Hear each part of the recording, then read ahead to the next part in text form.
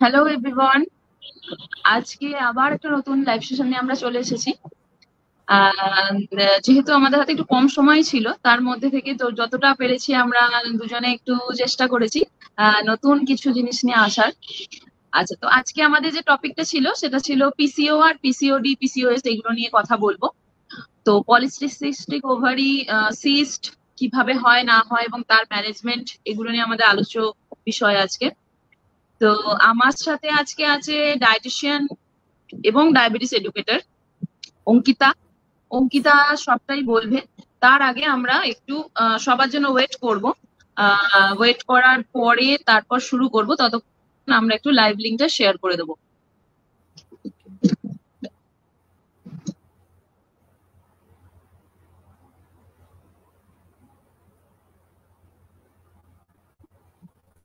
একজনকে দেখতে পাচ্ছি, যদি তোমরা দেখতে পাও বা একটু কমেন্ট করবে। জানতে চাইলেও কিছু কোয়েশ্চেন যদি থাকে, কারোর কোনো কোয়ারি থাকে অবশ্যই করতে পারো। কারণ পিসিও এখনকার দিনে বর্তমান একটা মেয়েদের ক্ষেত্রে প্রচন্ড বড় সমস্যা হয়ে গিয়ে দাঁড়িয়েছে। তো লাইফস্টাইল ডিসঅর্ডারও আমরা বলতে পারি, এরকমও জায়গা দাঁড়িয়ে গেছে। তো সেই জায়গা থেকে পিসিও কিন্তু এখন সমস্ত ঘরে ঘরে বলতে পারা যায়। তো সেটা নিয়েই কিন্তু আজকের আমাদের আলোচনা। তো সেটা নিয়ে কথা হবে। তো তোমরা যদি দেখে থাকো, একটু আস্তে আস্তে আমাদের সাথে থেকো, আমরা বিস্তারিত আলোচনায় যাব।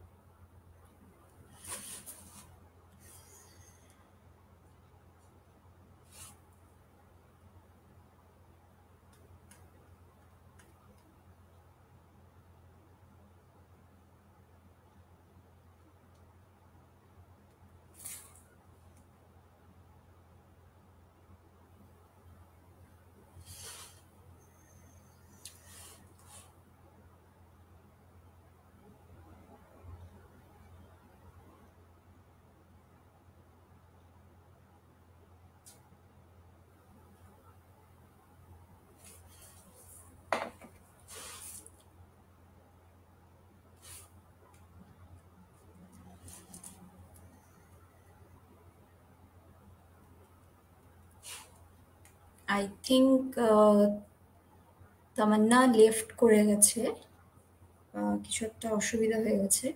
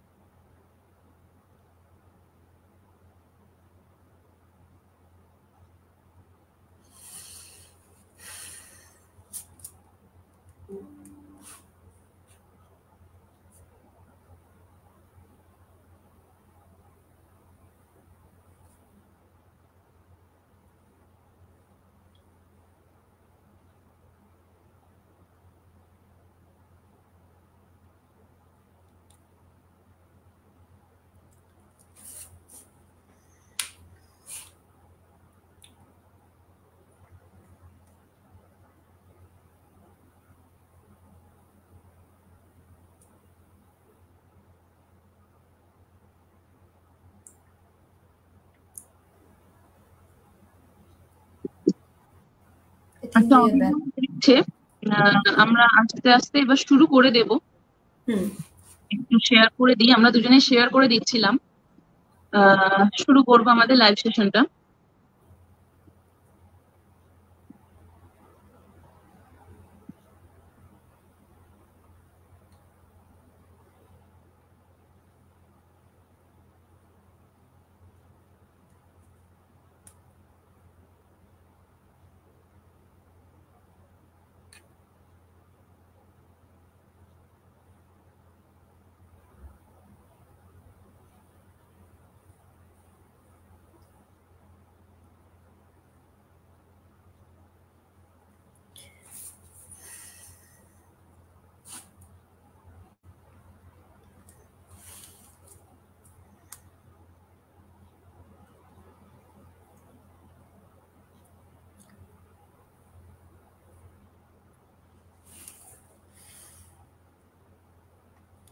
একটু বোধহয় আটকে গেছে।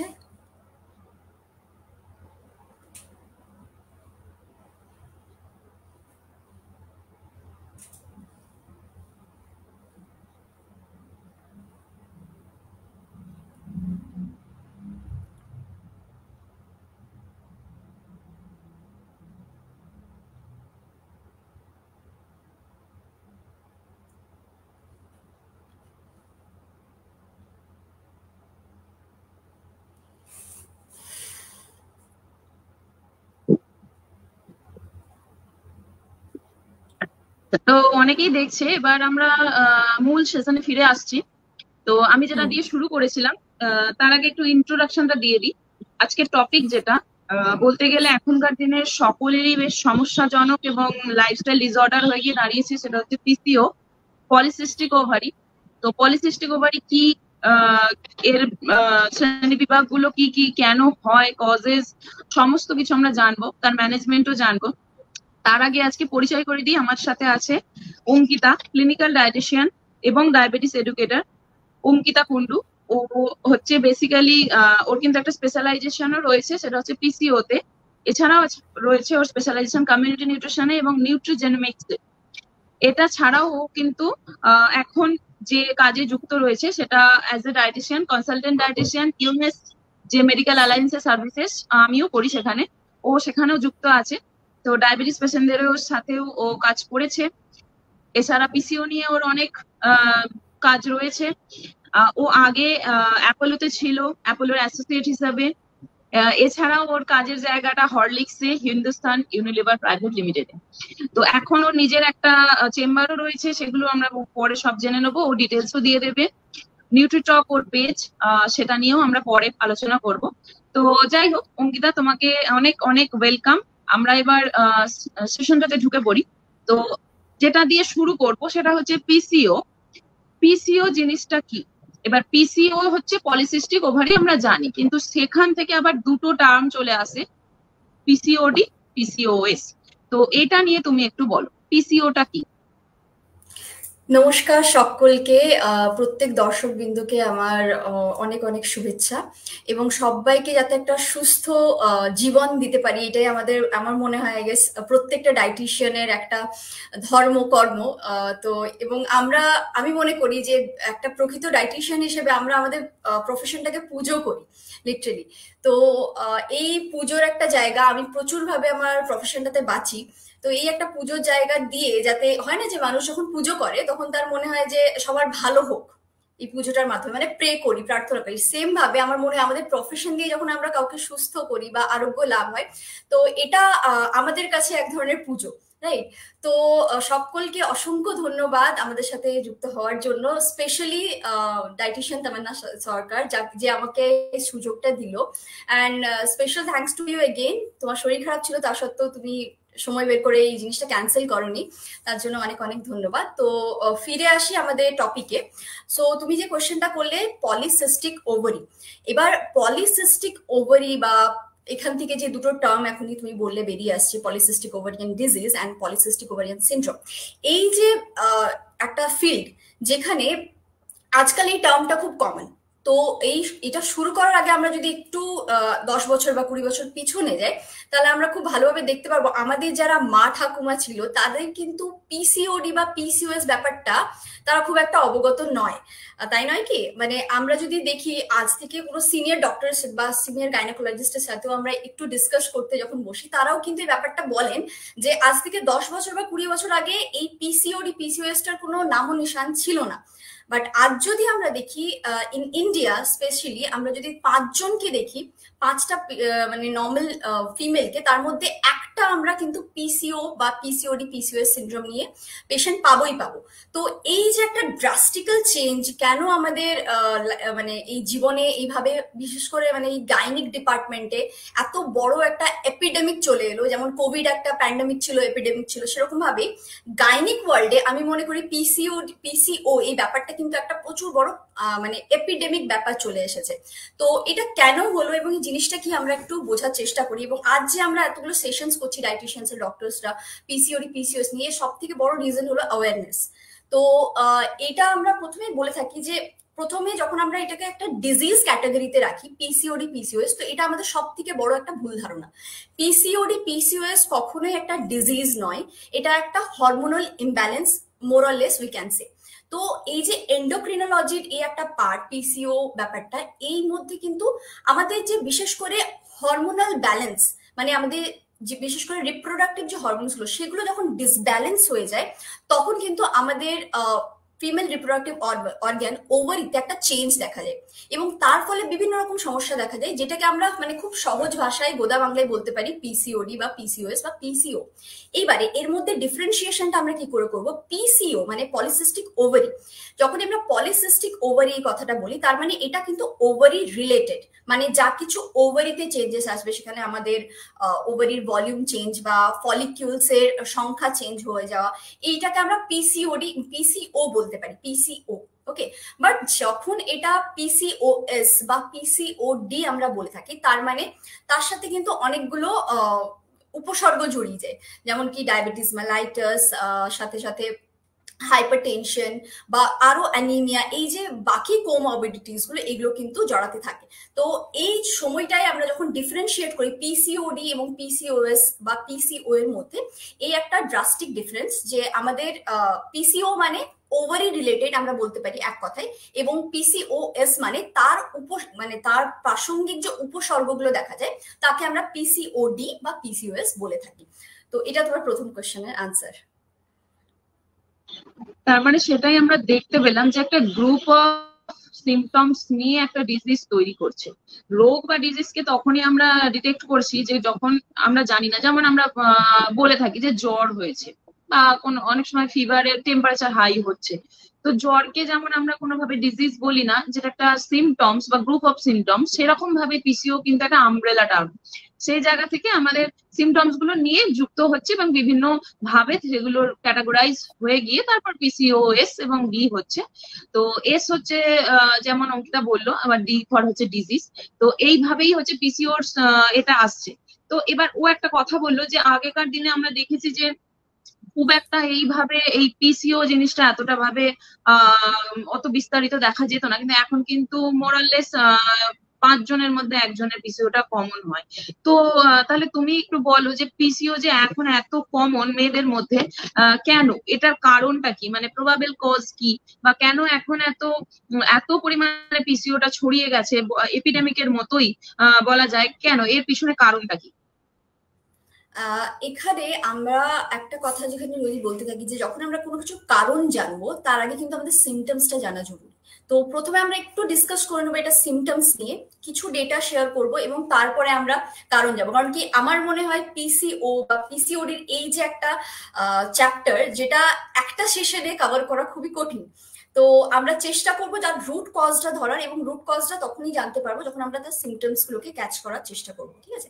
তো আমি কয়েকটা ডেটা শেয়ার করবো, সেটা হলো যে আমরা যে পিসিওডি বা পিসিওএস এই যে সমস্যাগুলো দেখা যায়, তার মধ্যে যদি আমরা 50% যদি দেখি আমাদের মানে রেট হিসেবে, সেখানে কিন্তু 50% পেশেন্ট রেট কিন্তু আনডায়াগনোস থাকে, মানে তাদের কিন্তু ডায়াগনোসিসটা হয়ই না, তারা জানেই না যে তাদের মধ্যে পিসিওএস বা পিসিওডি ব্যাপারটা আছে। তো সেম ভাবে আমি যেটা বলছিলাম তামান্না, যে আমাদের যখন মা ঠাকুমাদের দেখি, তাদের মধ্যে কিন্তু এই ব্যাপারটা ছিল না। এবারে এখানে একটা কিন্তু এটা একটা কজও আমরা বলতে পারি মোরাললেস, যে আমাদের যখন মা ঠাকুমারা আগেকার দিনে থাকতেন, তাদের মধ্যে তাদের কিন্তু মধ্যে ডায়াবেটিস বা এই ধরনের রোগগুলো এতটা দেখা যেত না, ঠিক আছে? তো সেই হিসেবে আমরা কিন্তু খুব একটা বলতে পারি না যে তাদের তাদের থেকে আমাদের এসছে, মানে জেনেটিক যে ব্যাপারটা, যে জেনেটিক একটা অনেক বড় রোল প্লে করে ডেফিনেটলি, বাট এটা আমরা যদি দেখি আমাদের মা ঠাকুমা বা তাদের মধ্যে কিন্তু এই ব্যাপারগুলো ছিল না, তাহলে তাদের জেনেটিক্স থেকে কিভাবে আমাদের মধ্যে আসছে, এটা একটা সব থেকে বড় কোশ্চেন রয়ে যাচ্ছে। তো এইটা তখনই আসছে যে আমাদের মা ঠাকুমারা যারা ছিলেন, তাদের মধ্যে এটা কিন্তু এক্সপ্রেসড ছিল না, মানে হয়তো সেটা সুপ্ত অবস্থায় ছিল, কারণ তারা একটা অ্যাক্টিভ লাইফস্টাইলে থাকতো, আরো বিভিন্ন কারণ আছে সেগুলো আমরা পরে ডিসকাস করব, তার কারণে কিন্তু তাদের মধ্যে এটা বেরিয়ে আসেনি। বাট সেটাই ক্যারি ফরওয়ার্ড হয়ে আমাদের জিনে, সেটা যেহেতু আমরা একটা এখন আলাদাই লাইফস্টাইলে চলছি বায়োলজিক্যাল রিদমের বিরুদ্ধে, তো সেই কারণে এই জিনিসগুলো আরো বেশি করে এক্সপ্রেস হয়ে পড়ছে এবং আমরা এইভাবে ল্যান্ড আপ হচ্ছি।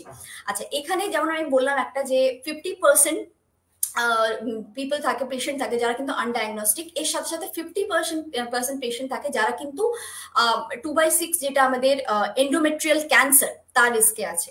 এটা একটা খুব বড় মানে বলতে পারি একটা ভয়ঙ্কর ব্যাপার আমাদের জন্য। আর আজকাল আমরা যদি দেখি এন্ডোমেট্রিয়াল ক্যান্সার এটা কিন্তু খুব কমন হয়ে গেছে। তো এই একটা কথা, সেম এটাও কিন্তু জড়িত ডায়েটের সাথে টোটালি। কিভাবে সেটা আমরা আগেও বুঝতে পারবো। এর সাথে সাথে সব থেকে বেশি আজকাল যেটা দেখা যাচ্ছে, তুমিও তোমার ক্লিনিকের সেট আপে দেখবে, প্রি ডায়াবেটিক বা ইনসুলিন রেজিস্ট্যান্স, মানে ভোরে ভোরে আমরা এটা দেখতে পাই। এবং হয়তো পিসিওডি পিসিওএস নিয়ে এসছে, ইনসুলিন রেজিস্ট্যান্স আছে, অথবা ইনসুলিন রেজিস্ট্যান্স আগে ডিটেক্ট হয়েছে, পরে জানা যাচ্ছে পিসিওডি, মানে একে অপরের সাথে পুরোপুরি ভাবে যুক্ত।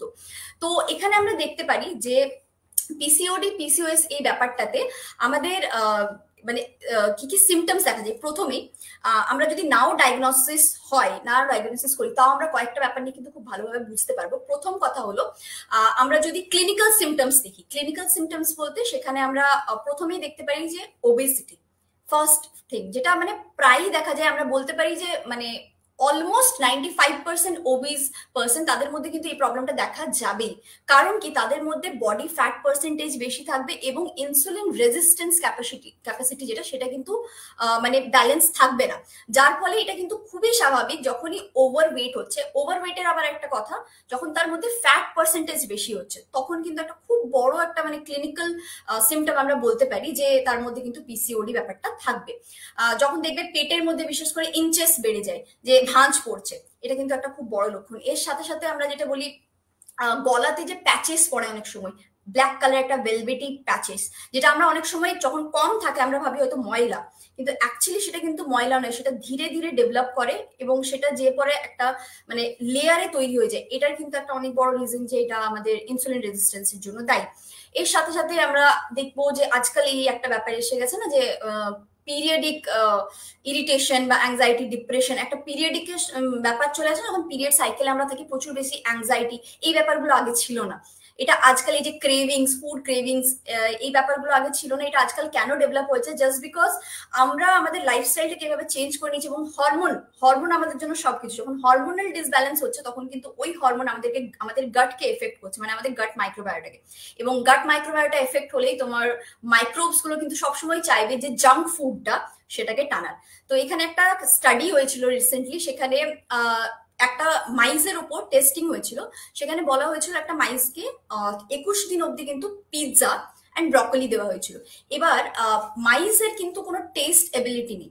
এবার যখন ওই মাইজটাকে 21 দিন অব্দি মানে slice of pizza and broccoli দেওয়া হচ্ছিল, ইউ ওন্ট বিলিভ, যখন 21 দিন পর তাকে মানে চুজ করতে দেওয়া হলো ব্রকলি অ্যান্ড দ্য পিৎজা, সে কিন্তু ব্রকলিটাকে চুজ করলো না, মাইজটা কিন্তু পিৎজাটাকে চুজ করলো। তো এখানে আমরা কিন্তু বুঝতে পারছি যে এখানে কিন্তু কোনো রকম কোনো ব্যাপার নেই যেটা মানে আমরা টেস্টের জন্য করছি না, আমাদের গাট মাইক্রোবায়োটা আমাদেরকে করাচ্ছে।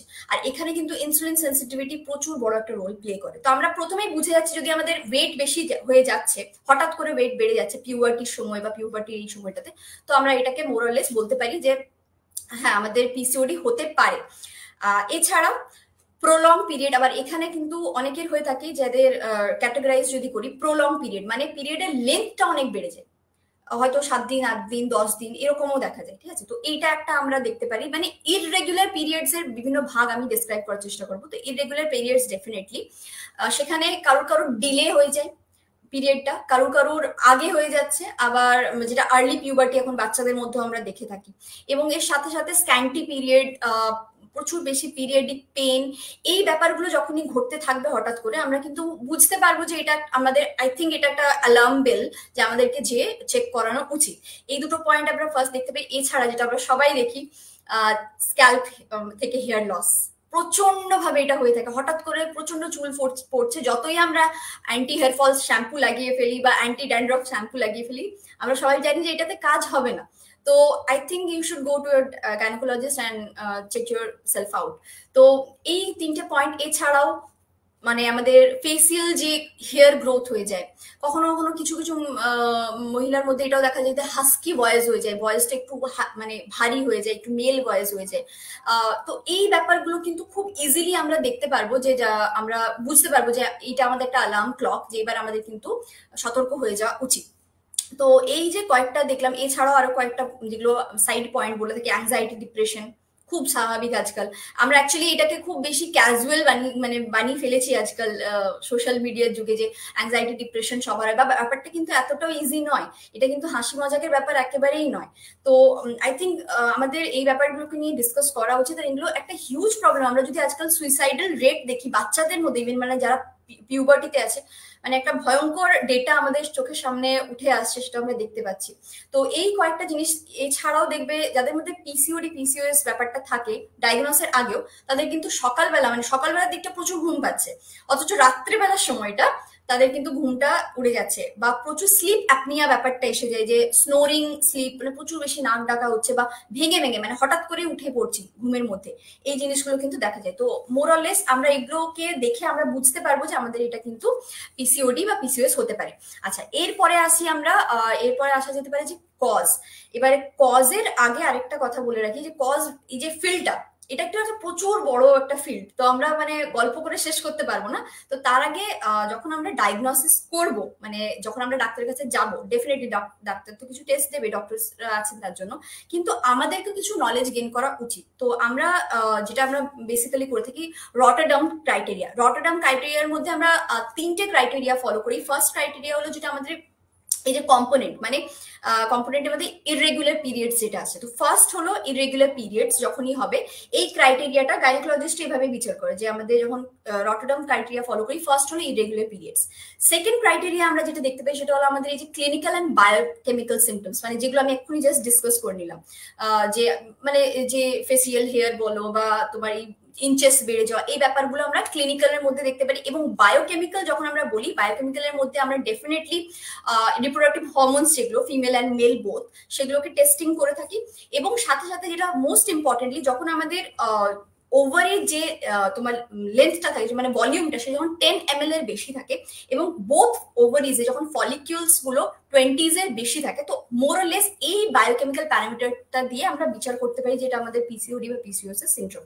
আচ্ছা, এর সাথে সাথে যেটা থার্ড আমরা করে থাকি, সেটা হলো আল্ট্রাসাউন্ড, যেটা একদম মানে এক্সট্রিম পর্যায়ে যেটা আমরা করতেই হয়, যে সিস্টের ভলিউমটা জানার জন্য বা সাইজটা জানার জন্য। তো যখন আমরা দেখে থাকি যে আমাদের আল্ট্রাসাউন্ড রিপোর্টে দেখা যায় যে আমাদের ফলিকিউলস এর সংখ্যাটা কতটা বা সাইজটা কতটা, তো সেটা দ্বারা আমরা বুঝতে পারি। তো এই তিনটে রটারডাম ক্রাইটেরিয়ার মধ্যে এই তিনটে ক্যাটাগরাইজ হয়, এবং এটা আমরা এভাবে ডিসকাস করতে পারি। এবার আসি কজে।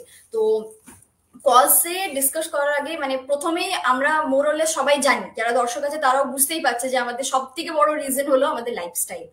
তো লাইফস্টাইলের মধ্যে সব থেকে বেশি যেটা ঘটনা ঘটছে এইসবের জন্য, সেটা হলো সার্ক্যাডিয়ান রিদম, মানে বায়োলজিক্যাল রিদম। যখনই বায়োলজিক্যাল ক্লকের বিরুদ্ধে আমরা চলবো, তো এটা খুবই স্বাভাবিক যে আমাদের হরমোনাল ইমব্যালেন্স হবে। তার একটা খুব সুন্দর উদাহরণ হলো যে আমাদের যেমন রাত 9টার সময় কর্টিসল হরমোন ইনবিল্ট সিক্রেট হয়। এবারে আমরা আজকাল কি করছি, আমরা ঘুমোচ্ছি না কেউই রাত 9টায়, আমরা ঘুমোচ্ছি যে পর রাত 12টা, 1টা, 1:30টা। তো এই যে আমরা পুশ করছি আমাদের কর্টিসলটাকে, তো তারপর আপনি কি করে এক্সপেক্ট করতে পারেন যে আপনার রাত্রে ভালো ঘুম হবে? এটা তো হবেই যে আমাদের ঘুম ডিস্টার্ব হবে।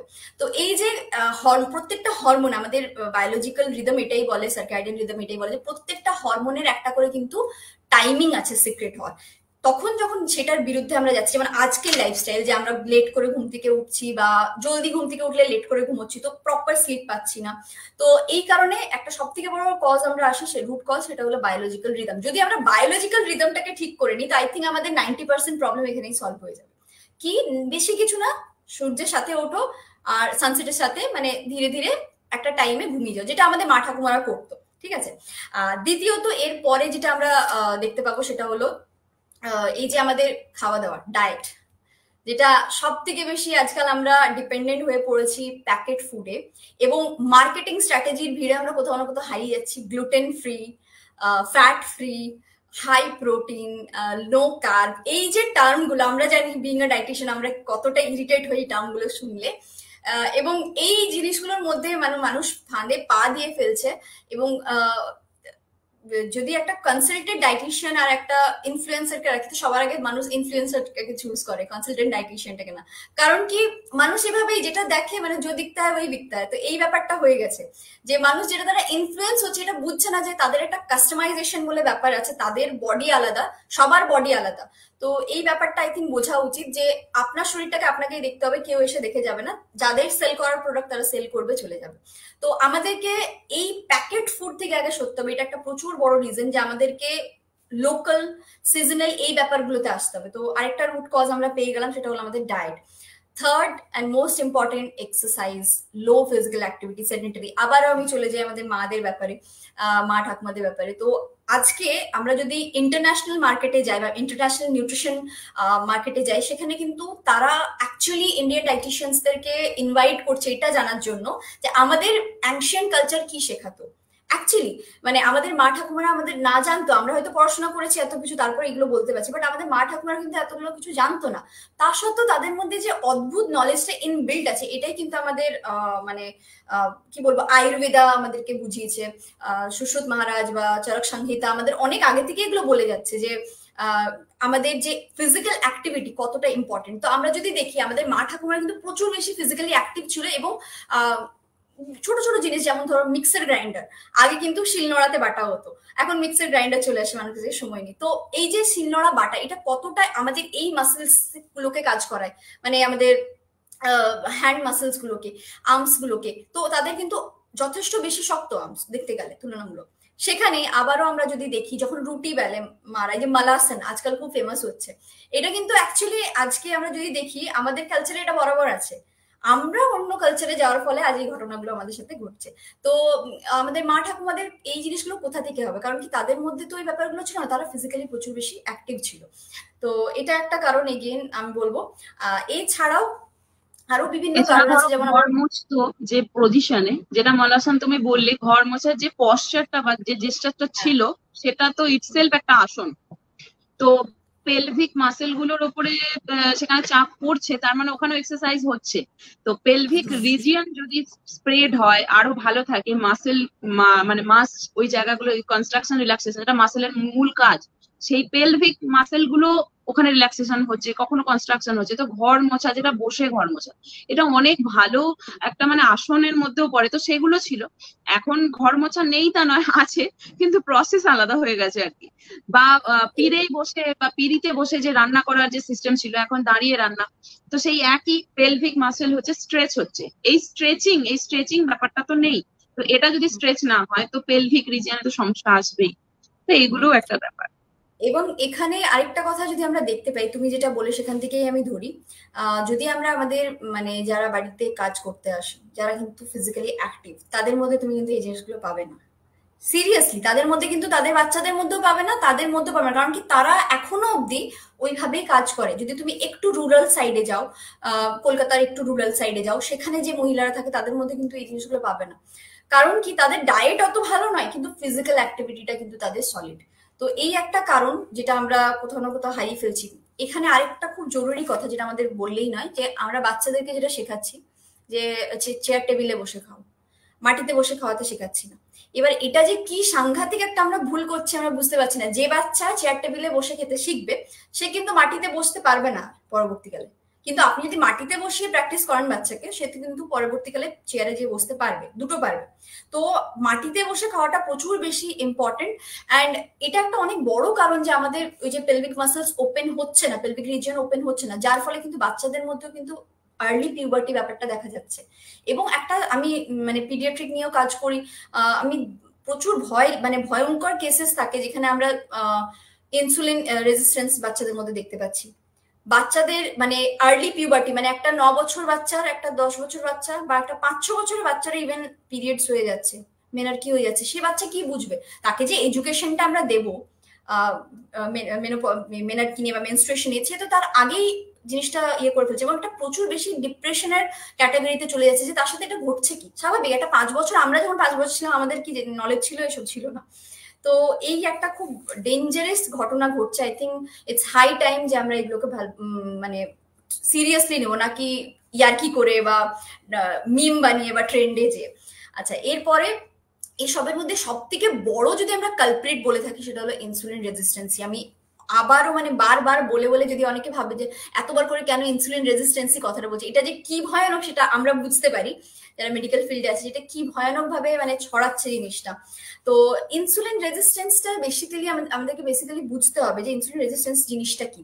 তো ইনসুলিন একটা হরমোন, সেই হরমোনটা কাজ হলো আমাদের যে বডি মানে ব্লাডের যে গ্লুকোজ সেগুলোকে পিক করা এবং বাকি যে বডির কাজ সেই সব ফাংশনে যে পরে এনার্জি হিসেবে কাজ করা।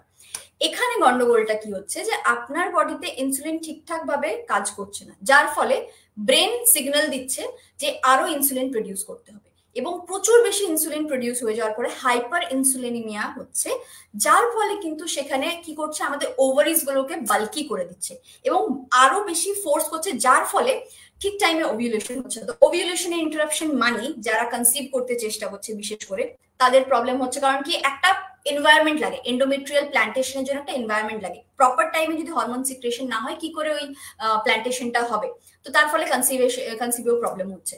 তো এই রুট কজ গুলো আই থিঙ্ক আমাদের ডিসকাস করা উচিত।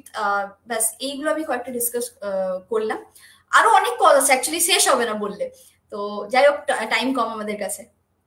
এক্স্যাক্টলি, কারণ এটা এতটাই ভাস্ট একটা জিনিস এবং আমি আগেই বললাম আমব্রেলা টার্ম, তো প্রচন্ড পরিমাণে অনেক ধরনের জিনিস রয়েছে। লাইফ স্টাইল একটা আমরা বললাম, সবটাই বললাম। তো ও একটা কথা বলেছে ব্ল্যাক প্যাচেস, তো হেয়ার ফল বলেছে, এই জিনিসগুলো আমরা সিমটমস হিসেবে ধরতে পারি। তো তখন একটু মানে থিঙ্ক অ্যাবাউট ইট, একটু ভাবুন যে কেন হচ্ছে। যেটাও বললো যে কমার্শিয়াল প্রোডাক্ট ইউজ করেও কিন্তু তখন আর লাভ হবে না। অনেকেই থাকে, মেয়েদের ক্ষেত্রেও থাকে ছেলেদের ক্ষেত্রেও থাকে, কিন্তু মেয়েদের একটা ব্যাপার থাকে যে বাইরেটা সুন্দর হওয়া জরুরি, কিন্তু যখন কোনো ক্লিনিক্যাল সিমটমস এসে যায় বা ক্লিনিক্যাল এই সাইন্স গুলো আসে, তো তুমি যতই বাইরেকে পলিশ করো না কেন, তোমার ইন্টারনাল প্যারামিটার যদি ঠিক না থাকে, তো সেখানে তো কোনোভাবেই তুমি ফল পাবে না। তো সেই জায়গায় ইন্টারনাল প্যারামিটার্স গুলো দেখা জরুরি।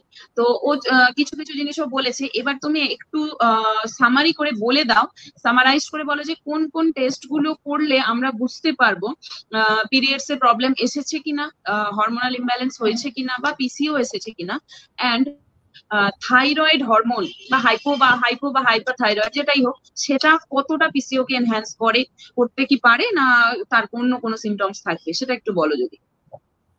হ্যাঁ, সো এগেইন আমি প্রথমেই তোমার সেকেন্ড কোশ্চেনটার আনসার করি যে থাইরয়েড। এবার থাইরয়েড আমাদেরকে বুঝতে হবে এটাও কিন্তু সেই এন্ডোক্রিনোলজির মধ্যেই পড়ে যাচ্ছে। এবার যখন আমরা দেখি যদি আমরা খুব ভালো করে, তো থাইরয়েড যে গ্ল্যান্ডটা যেটা আমাদের এখানে থাকে সেটা যখন দুটো কন্ডিশন, যে অতিরিক্ত সিক্রেশন হচ্ছে অ্যান্ড কম সিক্রেশন হচ্ছে, দুটোই কিন্তু ক্ষতিকারক।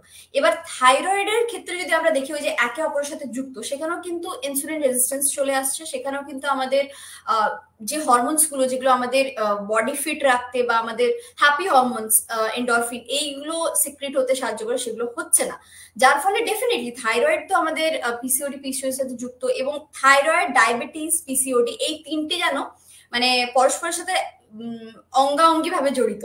যদি কারোর থাইরয়েড হয়েছে তার কিছুদিন পর যদি কন্ট্রোল না হয় পিসিওডি পিসিওএস হবেই। তো বা পিসিওডি পিসিওএস হচ্ছে ইনসুলিন রেজিস্ট্যান্স দেখা যাবে, তো একে অপরের সাথে অঙ্গাঅঙ্গি ভাবে জড়িত। থাইরয়েড আমরা যদি খুব অল্প ভাষায় বুঝি যে প্রত্যেকটা জিনিসই কিন্তু হরমোনাল ইমব্যালেন্স, মানে আমাদের যে কেমিক্যাল সিক্রেশন হচ্ছে বডিতে, সেই কেমিক্যাল সিক্রেশন গুলো সময়ে হচ্ছে না, যার ফলে এই গন্ডগোলগুলো আমাদের শরীরে হচ্ছে। তো আমাদের প্রথম কাজ কি হবে, যে টেস্ট যদি বলে থাকি, ডেফিনেটলি পিসিওডি পিসিওএস টেস্ট করাতে গেলে আমরা যেটা সবসময় করে থাকি যে তাদেরকে ইনসুলিন রেজিস্ট্যান্স টেস্টে পাঠাই।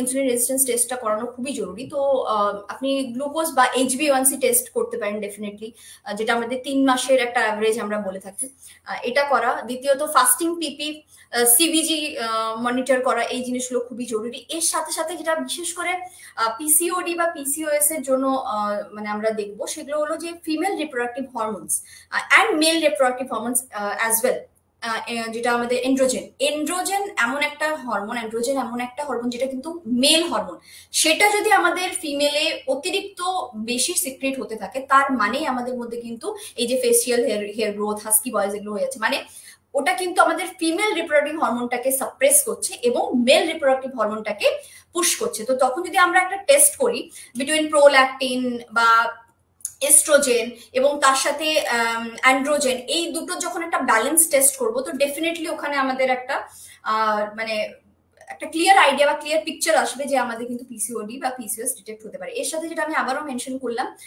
যে আমাদের আল্ট্রাসাউন্ড করানো খুবই জরুরি টু নো কি আমাদের কত ফলিকলস যেগুলো আছে বোথ ওভারিজে সেটা কতটা মানে বেশি আছে। যদি আমি বললাম ইচ ওভারিজে 20-র বেশি হয় ফলিকল রেটস গুলো, সেগুলো কিন্তু তার মানে একটা অনেক বড় মানে ইন্ডিকেশন যে আমাদের পিসিওডি বা পিসিওএস হতে পারে।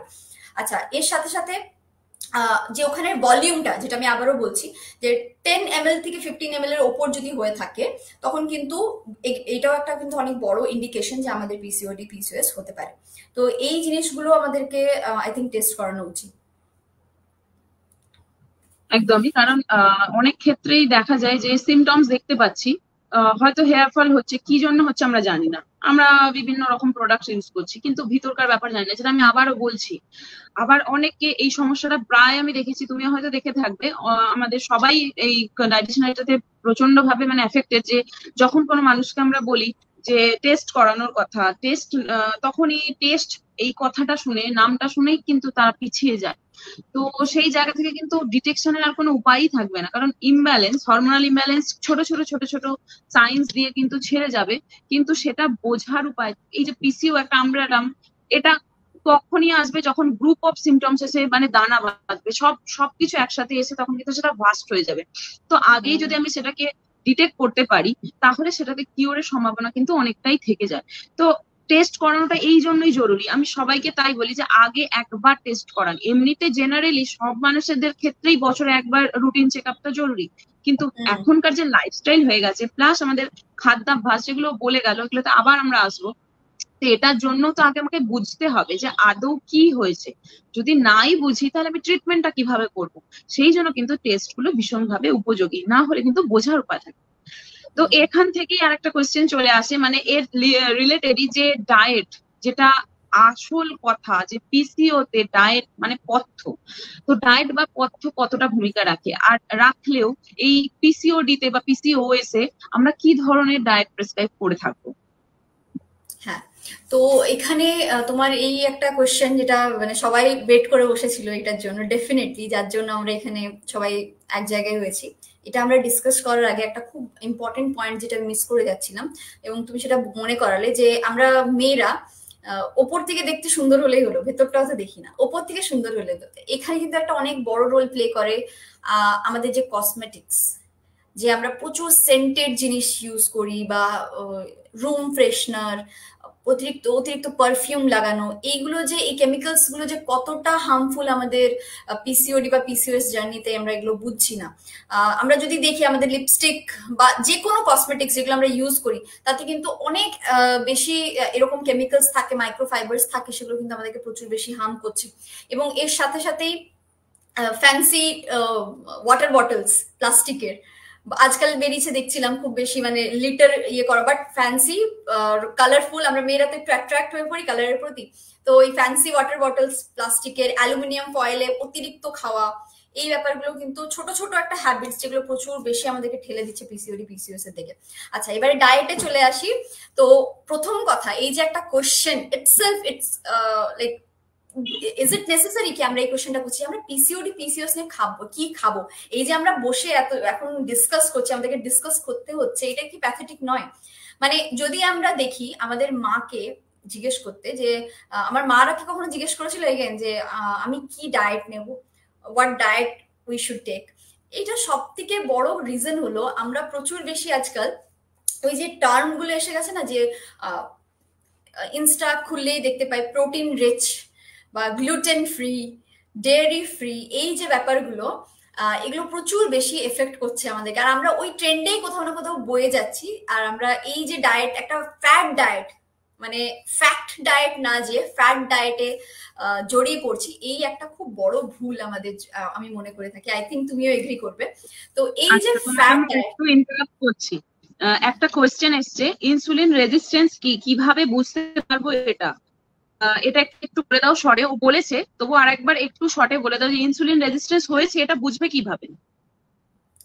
তো ইনসুলিন রেজিস্ট্যান্স হয়েছে এটা বোঝার একটা অনেক বড় কারণ হলো যে যদি তুমি দেখো যে তোমার বডিতে, যে আমরা ডায়াবেটিসের যে সিমটমস গুলো বেসিক্যালি দেখে থাকি, যে হঠাৎ করে ওয়েটটা গেইন হয়ে যাচ্ছে, এটা কিন্তু একটা সিমটম হতেই পারে। যে বিশেষ করে ওয়েট গেইনেরও আবার একটা রিজন আছে, যে হাত পা গুলো পাতলা থাকবে, পেটের জায়গাটা ইঞ্চেস গুলো বেড়ে যাবে। তো এইটা একটা প্রথম কারণ। যখনই দেখছো পেটটা আস্তে আস্তে বাড়ছে, তো এটাকে কিন্তু কোনোভাবেই এটা ভাবা চলবে না যে এটা আমার কাছে একটা মানে টামি বাল্ক, এরকম ভাবে প্যাম্পার করলে চলবে না। এটা কিন্তু মেন সিমটম, ওখানে কিন্তু সব লুকিয়ে আছে। তো এটা একটা ইনসুলিন রেজিস্ট্যান্স ডিটেক্ট করার একটা খুব বড় ইয়ে। এছাড়াও ক্রেভ হওয়া, এই যে অতিরিক্ত যখন আমরা দেখি যে আমাদের প্রচুর সুইট ক্রেভ হয়, ঠিক আছে, দেখবে আমাদের অনেকের এই জিনিসটা হয়ে থাকে যে সুইট ক্রেভিং হতেই থাকে। এটা কিভাবে যে আমাদেরকে প্রবলেম করছে তার একটা সব থেকে বড় রিজন হলো যে আমাদের বডিতে প্রোটিন ইনটেক যদি সাফিসিয়েন্ট না থাকে, তাহলে কিন্তু আমাদের সুইট ক্রেভিংটা হবেই। এবং আবার ওইভাবেই জড়িত, যদি প্রোটিন যদি আমাদের বডিতে ঠিকঠাক না যায়, তার মানে আমাদের ফাংশনস করছে না ঠিকভাবে, যে ফাংশনস গুলো প্রপারলি করা উচিত, যার ফলে এগেইন সুইট ক্রেভিংস হচ্ছে। তো সুইট ক্রেভিংস হওয়া এটাও একটা ডিটেকশন হতে পারে। এছাড়াও প্রচুর বেশি থকে যাওয়া, মানে অল্প কাজ করে, এমন নয় যে যেটা আমরা নর্মাল সবাই থকে যায়, বাট একটা ব্যাপার হয় যেটা ডায়াবেটিস হওয়ার আগে বা প্রি ডায়াবেটিক সময় কিন্তু আমরা খুব বেশি দেখতে পাই, যে একটু কাজ করলাম থকে গেলাম। বিশেষ করে দিনের সময়টাতে জেগে থাকছি, প্রচুর থকানি লাগছে, বসে আছি তো মনে হচ্ছে পুরো একদম মানে ফ্যাটিক টাইপের হচ্ছে, এবং রাত্রেবেলাটা খুব অ্যাক্টিভ, ঠিক আছে, এই একটা ব্যাপার আমরা দেখতে পারি। এছাড়াও সোয়েটিং, গরমকালে সোয়েটিং নয়, বাট উইদাউট গরম যদি এসিতে বসে আছি তা সত্ত্বেও যদি সোয়েট করছে, এটাও একটা লক্ষণ। এছাড়াও আরো অনেক রিজন আছে, যেমন মেয়েদের ক্ষেত্রে স্পেশালি পিরিয়ডস ইরেগুলার, যেগুলো আমরা অলরেডি ডিসকাস করলাম। আই থিঙ্ক লাইভটা দেখলে আরো ভালো করে বুঝতে পারবে। তো এই কয়েকটা মানে টপ ফ্যাক্টর আমি বলে দিলাম, যেগুলো দেখে বোঝা যেতে পারে। বেশ, তুমি এবার ডায়েটে ফিরে এসো। যে ডায়েট, এই যে ও যেটা বলছিল যে আমরা এখন খুব বেশি অ্যাডভার্টাইজিং জগতের সঙ্গে খুব ইনফ্লুয়েন্সার, যেটা ও বললো যে ওই দিকেই আমরা চলে যাচ্ছি, মানে বেশি লাইকস পড়েছে, বেশি কমেন্টস হয়েছে, মানে ওখান থেকেই নিতে হবে। সেটা জিনিসপত্র নয়, ডায়েটিশিয়ান কনসালটেশনের ক্ষেত্রেও তাই। যে ডাক্তারের কাছে ভিড় বেশি সেটাই ভালো। আচ্ছা, যে জিনিসটা বেশি বিক্রি হয় সেটাই ভালো, কিন্তু সেটার যে ইনগ্রেডিয়েন্টস বা তার ফলাফল কি হতে পারে সেটা না জেনেই কিনে নেওয়া, এবং সেখানে ইনস্টাগ্রাম, ফেসবুক, বিশেষ করে ইউটিউব ভীষণ ভাবে কিন্তু এটাকে মানে হার্ম এফেক্ট দিচ্ছে আর কি। আর বিভিন্ন রকমের আজে বাজে মানে যারা ইন পার্সন নয় বা আমাদের ব্যাকগ্রাউন্ডের বাইরে, নন ব্যাকগ্রাউন্ড, তাদের বিভিন্ন ভিডিওস এখানে আসছে, এবং সেই জায়গা থেকে মানুষ খুব সহজেই ওটা ক্যাপচার করছে এবং সেটা নিচ্ছে। তো এটা নিয়ে তুমি এবার শুরু করো যে ডায়েটটা তাহলে আমরা কিভাবে করবো। তো এই যে আমি ডিসকাস করছিলাম যে আমার মা কখনো ফ্যাট ফ্রি ডায়েট ফলো করেনি, বা আপনার মা কখনো ফ্যাট ফ্রি ডায়েট ফলো করেনি, তো তাদের করতে হয়নি, কারণ কি তারা মাইন্ডফুল ইটিং করতে জানতো। আমি again and again mindful eating কে সবসময় প্রমোট করে থাকি। মাইন্ডফুল ইটিং কথাটা ইটসেলফ আশা করি বোঝা যাচ্ছে, মানে যখনই আমরা খাবো আমাদের এই ডিস্ট্রাকশনস গুলোকে বন্ধ করতে হবে। আর যখন খাবো, এই যে একটা ভাবনা যে না আমাকে প্রোটিন রিচ করতে হবে, না আমাকে লো কার্ব খেতে হবে, গ্লুটেন ফ্রি খেতে হবে, এই যে স্ট্রেস, মানে গিল্ট ইটিং যে কতটা ডেঞ্জারাস, আর মাইন্ডফুল ইটিং না করা যে কতটা ডেঞ্জারাস। আপনি যতই ডায়েট করে নিন, যদি প্রপার টাইমিং এ না খান, মাইন্ডফুল ইটিং না করেন, তো আলটিমেটলি কোনোই লাভ হবে না। তো এখানেই আমরা শুরু করি যে যেটা আমি বলছিলাম, যে fat free, gluten free, carb free, এই এই ধরনের যখনই তুমি দেখছো টার্ম, আই থিঙ্ক আপনাদের সেখান থেকে মানে দূরে সরে যাওয়া উচিত। এটা ফার্স্ট ইন্ডিকেশন। তো যখনই ডায়েট করব, আই থিঙ্ক যে আমরা আজকের জেনারেশনে ওভারফেড বাট আন্ডার নারিশড, মানে আমরা খাচ্ছি খুব ভালো, বা আমার মারা হয়তো এতটা খায়নি, আমাদের মা ঠাকুমারা, বাট আমরা কিন্তু নারিশমেন্টটা ভুলে যাচ্ছি প্রচন্ড। মানে একটা হয়ে যায় না স্যাটারডে নাইট, মানে এবারে স্যাটারডে নাইট থেকে একদম ফ্রাইডে নাইট থেকে অ্যাকচুয়ালি স্টার্ট হয়ে যায় জোম্যাটো, সুইগি, মানে এই যে অনলাইন প্ল্যাটফর্মে খাওয়া, এই ব্যাপারটা, মানে আমরা বাড়ির কুকিংটাকে ছেড়ে নেটফ্লিক্স অ্যান্ড চিল এই ব্যাপারটাতে বেশি এসে পড়েছি কোথাও না কোথাও।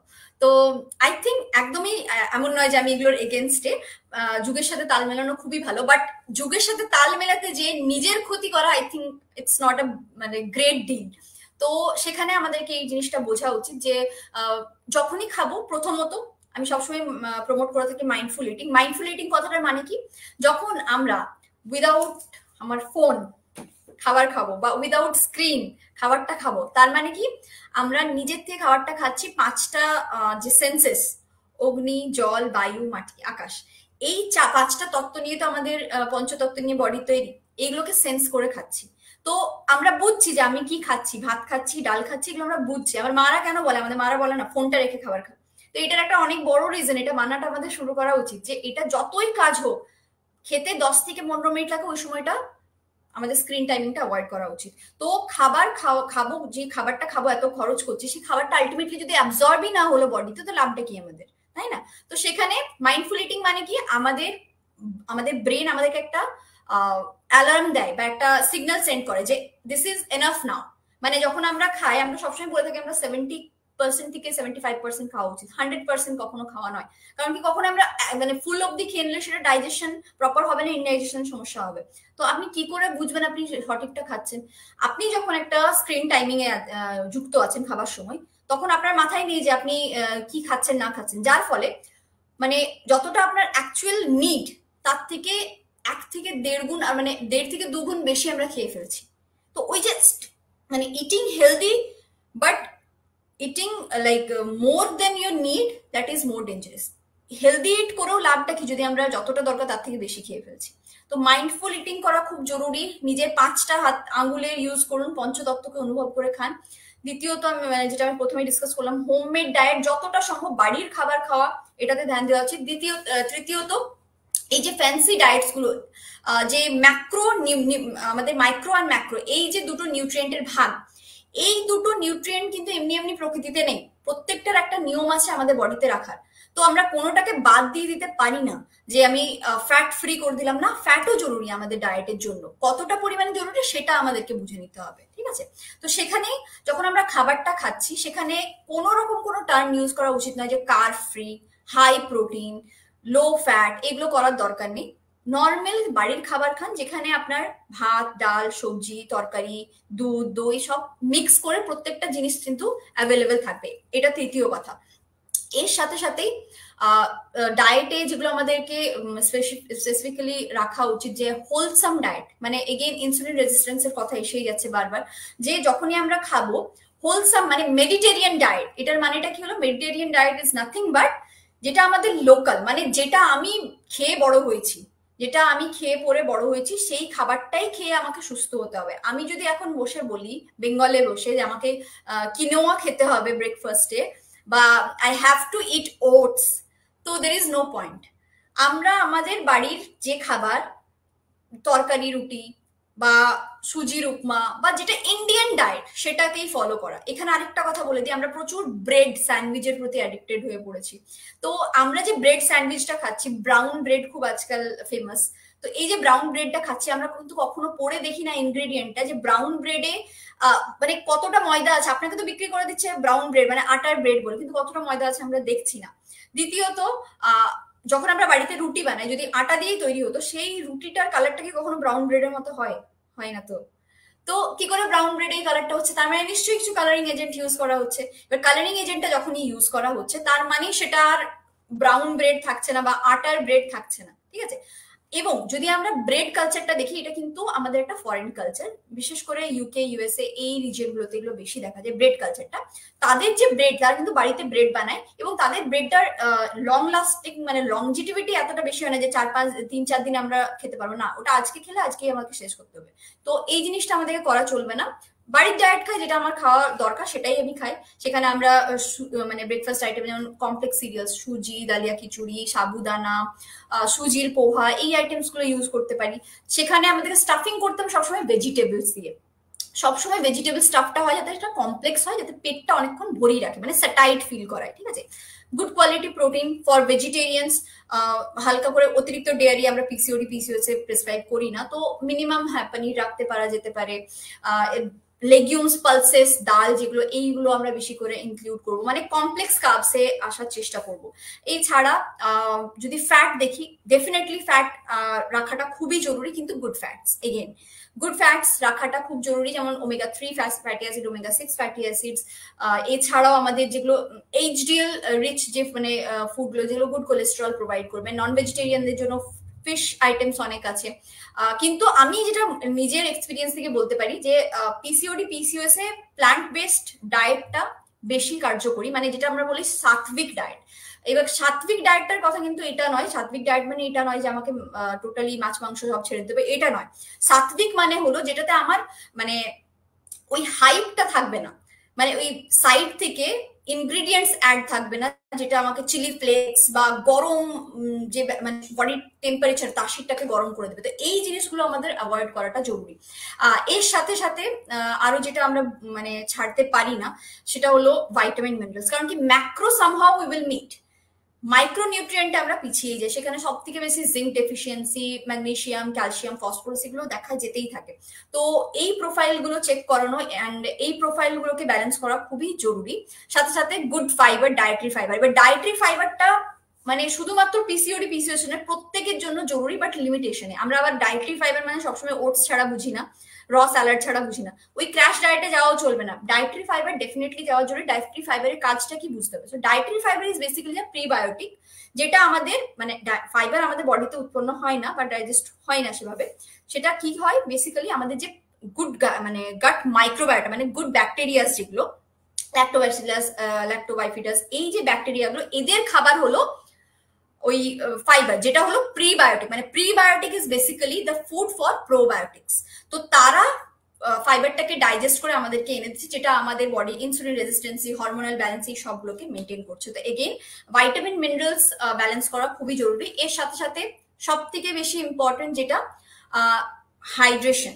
আবার আজকাল যেটা না বললেই না, ডিটক্স ওয়াটার, নতুন টার্ম, যে ডিটক্স ওয়াটার খেলে আমি পাতলা হয়ে যাবো, আমার পিসিওডি কিওর হয়ে যাবে। এটা একটা মানে কি সাংঘাতিক যে মার্কেটিং স্ক্যাম, আমরা বুঝতে পারছি সেটা। তো ডিটক্স ওয়াটার খেলে কখনোই আমাদের ওয়েট লুজ হয়ে যাবে না। এমন পৃথিবীতে কোনো ড্রিঙ্ক নেই, কোনো ফুড নেই ম্যাজিক্যাল যেটা আমার রাতারাতি বা উইকলি আমার ওয়েট কমিয়ে ফেলবে। সবসময় মাথায় রাখতে হবে যখন ওই ওয়েটটা কমবে, সেই এই ক্র্যাশ ডায়েট গুলো ফলো করার মানে পরে আমাদের কিন্তু মাসেল লস হবে। এই যে বলে না যে একটা কথা আছে না, দের আয় দুরুস্ত আয় সবর কা ফল মিঠা হতা হয়, তো এটা কেন বলে, এটা একটা রিজন আছে। মানে এক সপ্তাহে আমি 7 কিলো 8 কিলো কমিয়ে নিলাম, এটা কিন্তু কোনো কাজের কাজ নয়,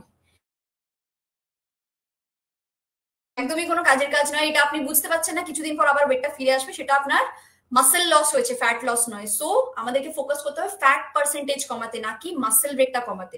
এখানে যেটা আমরা সব থেকে দেখে থাকি যে আর্মস গুলো একটু ঢিলা হয়ে যাওয়া, মানে আমাদের মাসেল লস হচ্ছে। যারাই এরকম ডায়েট ক্র্যাশ ডায়েট করছে তাদের সবসময় একটা নোটিস করা থাকবে যে যদি আমি ক্র্যাশ ডায়েটটা করতে করতে এটা ফিল করছি আমার বহুত বেশি খারাপ লাগছে, বডিটা খুব দুর্বল লাগছে, ওয়েটটা কমছে বাট দুর্বল লাগছে, এনার্জি নেই, দ্যাট মিনস তোমার গল্প অন্যদিকে চলে গেছে। দ্বিতীয়ত আর্মস গুলো লুজ হয়ে যাচ্ছে, এই জিনিসগুলো দেখাটা খুবই জরুরি। আর এই যখনই এই জিনিসগুলো আসতে শুরু করবে সেখানে দেন এন্ড দেয়ার আমাদের স্টপ করা উচিত। তো এই ডায়েটারি প্যাটার্ন গুলো ফলো করা উচিত। আর এর সাথে সাথে যখনই আমরা খাবারটা খাবো সেখানে আমাদেরকে এটা মাথায় রাখতে হবে যে কোনো প্রয়োজন নেই আমাদের অতিরিক্ত কুকিং, মানে কুকিং টাইম, যেটা মাংস কষছি তো কষেই যাচ্ছি যেটা করে থাকে, বা খাবার গরম মশলা দিচ্ছি তো দিয়ে যাচ্ছি, প্রত্যেকটা ইনগ্রিডিয়েন্টের প্রত্যেকটা ফুডের একটা কুকিং টাইম থাকে, সেই কুকিং টাইমটা মেনটেন করা খুবই জরুরি। তো প্রপার কুকিং টাইমে মানে অতিরিক্ত কুক নয় আবার লেস কুকও নয়, মিডিয়াম, যেটা আমাদের মা বাবারা শিখিয়েছে, মা ঠাকুমারা শিখিয়েছে এভাবে রান্না করতে, সেভাবেই করা উচিত। এর সাথে আরো অনেক টোটকা আছে যেটা আমরা বলি ইনফিউজ ওয়াটার বা ডিটক্স ওয়াটার। সেখানে মেথি সিডস, যেটা আমাদের একটা ন্যাচারাল ব্লাড থিনার হিসেবে কাজ করে, সকালবেলা মেথি সিডস এর ওয়াটারটা আমরা নিতে পারি। আবারও এটা কোনো ডিটক্স ওয়াটার আপনার ওয়েট কমিয়ে দেবে সেজন্য নয়, বাট এটা আপনার মেটাবলিজমকে ডেফিনেটলি বুস্ট করবে। অ্যান্ড ডেফিনেটলি যখন আমরা একটা জল নর্মাল খাই আমাদের এটা খেতে ইচ্ছে করে না অতটা, কিন্তু যখন একটু ফ্লেভার হয়ে যায় বিশেষ করে গরমকালে, তো আমাদের খুব ওটা একটা ইন্টারেস্টিং লাগে। তো এইভাবে ডিটক্স ওয়াটারটা ডেফিনেটলি কাজ করে, বাট এই এক্সপেকটেশন নিয়ে নয় যে আমি ডিটক্স ওয়াটার খেলে আমার ওয়েটটা কমে যাবে। একদমই। তুমি একটু বলো, দেখো এখানে একটা কোয়েশ্চেন এসছে যে ওমেগা 3 ফ্যাটি অ্যাসিডের যে সমস্ত ক্যাপসুল গুলো এসছে, অনেক ধরনের কোম্পানির রয়েছে, তো এই ক্যাপসুল গুলো তো পাওয়া যায়, ওটাও একটা কমার্শিয়াল প্রোডাক্টই বলতে পারি আমরা, তো সাপ্লিমেন্টও বলতে পারি যেহেতু এক্সট্রা করে আমরা নিচ্ছি। তো সেটা কতটা কার্যকরী, যেগুলো আমরা মার্কেটিং পারপাসে নিয়ে থাকি বা পেয়ে থাকি, এবং অনেকে তো উইদাউট প্রেসক্রিপশনও এমনিই খাওয়াতে থাকে, দিতে থাকে, এবং ভীষণ ভাবে মানে কি বলবো, সে পুশ করে একটা প্রচন্ড ভাবে স্ট্রাগল করে যে এটা খেতে হবে, এটা খেলে এই ভালো হয়ে যাবে, ওই হয়ে যাবে, এই ব্যাপারগুলো। তো এই বাজার চলতি যে সাপ্লিমেন্ট গুলো রয়েছে, সেটা ওষুধ হলেও, ওমেগা 3 ফ্যাটি অ্যাসিড হলেও বা সাপ্লিমেন্ট হলে, সেটা কতটা কার্যকরী একটু বলো। তো আমাদেরকে এই কথাটা বোঝা উচিত যে সাপ্লিমেন্ট মানে নিউট্রিশনাল সাপ্লিমেন্ট ব্যাপারটা কি, ইটসেলফ এটা কিন্তু আমাদেরকে আনসার করে দিচ্ছে। আমাদের সাপ্লিমেন্টের নিড তখনই হয় যখন সেটার আমাদের বডিতে কমি থাকে। এবার কমিটা তো আমরা না দেখে বুঝতে পারবো না, without testing we will not know. আমরা জানতেই পারবো না যে আমাদের ওমেগা 3 কমি আছে কিনা, তাই না? বা আমাদের কোলেস্ট্রল এইচডিএল কম আছে কিনা, বা কোলেস্ট্রলটা বেড়ে আছে কিনা। আন্ধাধুন কিছু তো খেলে হবে না। তো ডেফিনেটলি প্রেসক্রাইব যদি ডক্টর করছে বা ডাইটিশিয়ান করছে, সেই ডাইটিশিয়ান বা ডক্টরের প্রেসক্রিপশন নিয়ে আপনি যেতে পারেন। তাদের জানা আছে আপনার কতটা ডোজ লাগবে। এই ডোজ প্রত্যেকটা দিনে একটা ডোজ থাকে, এবং তারা জানে যে কোন ব্র্যান্ডের কোন ওমেগা 3 ফ্যাটি অ্যাসিডস ক্যাপসুল আপনার খাওয়াটা ভালো। তো প্রথমে আমরা যারা ডাইটিশিয়ানস থাকি, আমরা আগে চেষ্টা করি ফুড দিয়ে ফুলফিল করার। ইন কেস অনেকে আছে যে ভেজিটেরিয়ান, অত সোর্সেস জানে না, তাদেরও সোর্সেস আছে। সিডস আমরা ভুলে যাই। তো আমি রিসেন্টলি দেখছিলাম যে নো সিডস, আমি এটা বুঝতে পারি না যে নো সিডস ব্যাপারটা কেন হয়। আমি সিরিয়াসলি মানে no seeds diet, what is this? Seeds থেকে আমরা যারা ভেজিটেরিয়ান, আমিও একজন ভেজিটেরিয়ান, আমি জানি যে সিডস আমি যখন থেকে ইমপ্লিমেন্ট করেছি আমার পিরিয়ড সাইকেলে কতটা ভালো এফেক্ট দিয়েছে। সেখানে আমরা ফ্লেক্স সিডস, আমাদের মা ঠাকুমারা চুলের জন্য তো বলতো ফ্লেক্স সিডস খেতে। তিলের নাড়ু আমরা সবাই খাই। তো এই সিডস গুলো প্রচুর ভালো ওমেগা 3 ওমেগা 6 ফ্যাটি অ্যাসিড যুক্ত। এই জিনিসগুলো আমাদেরকে ইনকর্পোরেট করা উচিত। চিয়া সিডস এগেইন খুব ভালো, যেগুলো ভালো সেগুলো আমরা ডিনাই করতে পারি না, যতই সেটা ট্রেন্ডি হোক, ভালো তো ভালো। হ্যাঁ, সেটারও একটা নিয়ম আছে খাওয়ার। আপনি 1 হ্যান্ডফুল অফ সিডস রাখুন, 1-2 টিস্পুন, মানে 5 to 10 গ্রাম। তো আবার কোশ্চেনে ফিরে আসি, ওমেগা 3 ফ্যাটি অ্যাসিড ক্যাপসুলস যেগুলো থাকে ডেফিনেটলি নিতে পারেন আপনি, but again it should be prescribed by your dietitian or by your doctor. একদমই তাই। তো এই জায়গা থেকেই ও যেটা বললো যে ফ্যান্সি ডায়েটে না যেতে নিজের খাবারটা খাও, বাড়ির খাবার খাও, এবং প্রপারলি পুরো এক কথায় বলতে গেলে ব্যালেন্স ডায়েট, যেটা আমি সব সময় বলে এসেছি যে ব্যালেন্স ডায়েট মেনটেন করা খুব জরুরি। খুব দরকার না হলে সিনথেটিক ফুডে না যাওয়াই ভালো। তো বিভিন্ন রকম ভাবে কিন্তু আমাদের শরীরে সিনথেটিক অর্গানিজম গুলো ঢুকে পড়ছে নানা রকম ভাবে, যেটা ও বললো পারফিউমের মাধ্যমে, লিপস্টিকের মাধ্যমে, কাজলের মাধ্যমে, এগুলো দিয়েও কিন্তু চলে আসে। সেগুলো কিন্তু আমরা অতটা খেয়াল করি না। তো অর্গানিক ওয়েতে রাখা খুব জরুরি। এখন তো অনেকে বলবে যে সবজি কিনতে যাই সেখানে তো সার দেওয়া হচ্ছে, তারও উপায় আছে। সেটা কিন্তু আপনাকে আপনার যে এক্সপার্ট ডায়েটিশিয়ান সে কিন্তু গাইড করে দেবে। তো সেই জায়গাতে একটু ভরসা, একটু পেশেন্স, একটু বিশ্বাস দরকার। আমি একটা কথা অনেককেই বলি, মানে এটা খুব রাফলি বলি, যেটা হচ্ছে যে মানুষ কিন্তু না খেয়ে মরে না, বা যতটা না তার সে বাঁচে তার থেকে বেশি কিন্তু সে ভয়ে মারা যায়। তো একটা ব্যক্তিকে যদি কেউ সাপে কাটে না, সে যদি না জানে তাকে সাপে কামড়েছে, সে কিন্তু মরবে না। কিন্তু যদি যদি সে জানে, তাহলে কিন্তু তার ইমিডিয়েট মৃত্যু হতেও পারে। তো সেন্সেস এগুলো কিন্তু খুব ইম্পর্টেন্ট, এগুলো আমরা ওভারলুক করে গেলেও এর কিন্তু একটা ব্যাপার রয়েছে। আর ও যেটা বললো সিডস, হ্যাঁ অবশ্যই ভেজিটেরিয়ানদের ক্ষেত্রে কিন্তু সিডস একটা ভীষণ ভালো। শুধুমাত্র যে ওমেগা 3 ফ্যাটি অ্যাসিড তা তো নয়, ফাইবার রয়েছে, আমাদের বিভিন্ন রকমের আয়রন, ম্যাগনেসিয়াম, সেলেনিয়াম এগুলো রয়েছে। তো এগুলো কিন্তু পিসিও তে অনেকটাই হেল্পফুল। আচ্ছা, এই ডায়েটের থেকেই যদি আমি একটু টেনে নিয়ে আসি সেশনটাকে, যে এক্সারসাইজ যেটা দিয়ে আমরা শুরু করেছিলাম, যে এখনকার যে লাইফস্টাইলটা হয়ে গেছে এক্সারসাইজ ফ্রি হয়ে গেছে বলতে পারো। মানে সেই সময় সুযোগ, মানুষকে বললে বিভিন্ন রকম ভাবে তার এক্সকিউজেস চলে আসে, সময় নেই, সুযোগ নেই, করা যায় না। কিন্তু আমি দুটো তিনটে জিনিসই বলে এলাম, যে যেভাবে বসে রান্না করা, এটা একটা পেলভিক ব্যায়াম, পেলভিক এক্সারসাইজ। এছাড়া ধরো যে পোস্টারে আমরা বসে ঘর মুছি, এটা একটা এক্সারসাইজ। তো এই জিনিসগুলো তো আমাদের জীবন থেকে হারিয়ে গেছে। তো এক্সারসাইজ আমাদের পিসিও তে কতটা ভূমিকা রাখে তুমি একটু বলো। এখানে মানে এক্সারসাইজ শুধুমাত্র পিসিওডি পিসিওএস নয়, যে কোনো জিনিসে আমরা যদি দেখি, তো এক্সারসাইজ আমাদের কিন্তু মানে যদি আমরা দেখি সত্য যুগ থেকে বা এই মানে যখন থেকে মানুষ জন্মেছে তখন থেকে কিন্তু যদি আমি দেখি, আজকে আমরা কলিযুগে দাঁড়িয়ে আছি, তো আমাদের এক্সারসাইজটা কিন্তু সবসময় ছিল।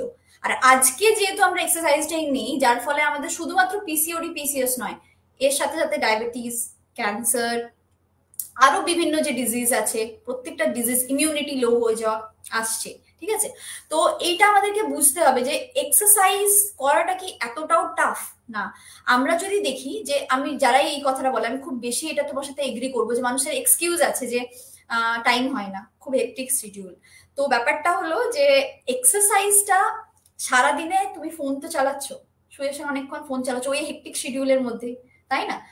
তো আই থিঙ্ক 30 মিনিট এক্সারসাইজটা it's not a big deal, তাই না? 30 মিনিট বার করাই যেতে পারে, তাই না?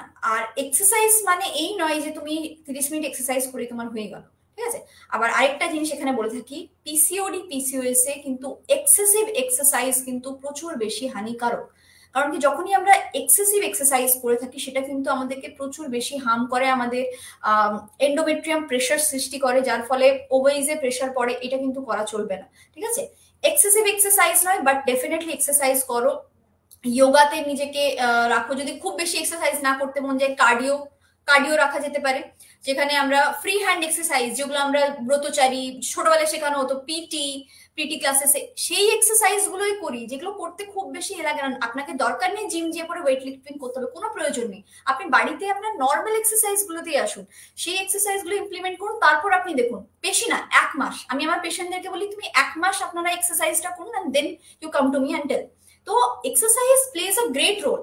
মানে আপনি চেষ্টা করুন দিনে, এই যে তামান্না বললো কথাগুলো, যে এই যে ছোট ছোট জিনিসগুলো অ্যাড করা যায়। আজকাল আমি অনেক বেশি দেখছিলাম ট্রেন্ডিং, যে মালাসন, মালাসনটা প্রচুর বেশি ট্রেন্ডিং। তো এই যে আমরা মানে আজকাল এক্সারসাইজে এতটা ধ্যান দিচ্ছি, তো ঠিক আছে, যখন আমি খেতে বসছি বা কিছুক্ষণ বসছি, জল খাচ্ছি, একটু মালাসনে বসেই জলটা খাই যখন সকালে উঠছি। তো এটাই তো হচ্ছে। এমন নয় যে সারাদিন ধরে আমি বসে আছি, আমার ওই 30 মিনিটস এক্সারসাইজে কাজ হয়ে যাবে, এটা কিন্তু নয়।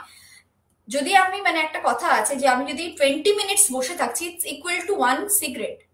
তো প্রত্যেক যদি আমরা 1 ঘন্টা বসছি, তো 1 ঘন্টার মধ্যে 10 মিনিটস আই থিঙ্ক বা 5 মিনিটস আমরা স্ট্রেচ করতে পারি, নর্মাল স্ট্রেচিং। যারা আমরা বসে কাজ করি তারা, আমাদের একটা আছে প্যাটার্ন যে যতক্ষণ বসে থাকে একটু করে স্ট্রেচ করে নেওয়া। এগুলো কিন্তু অ্যাক্টিভিটি। এগুলো এমন নয় যে আপনাকে জিম যেতে হবে, প্রচুর এক্সারসাইজ করতে হবে, ট্রেডমিলে দৌড়াতে হবে, তা কিন্তু নয়।